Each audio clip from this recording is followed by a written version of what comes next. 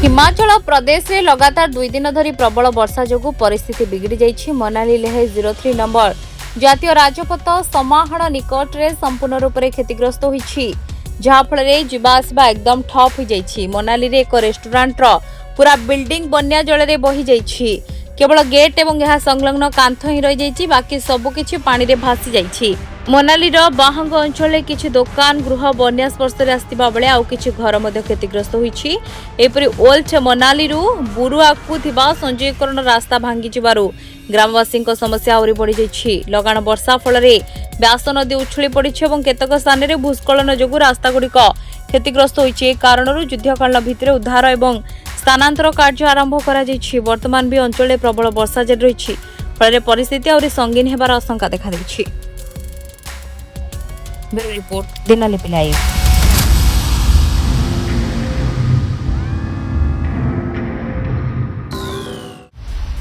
Dinalipi live को एबे ही like share subscribe करंतु।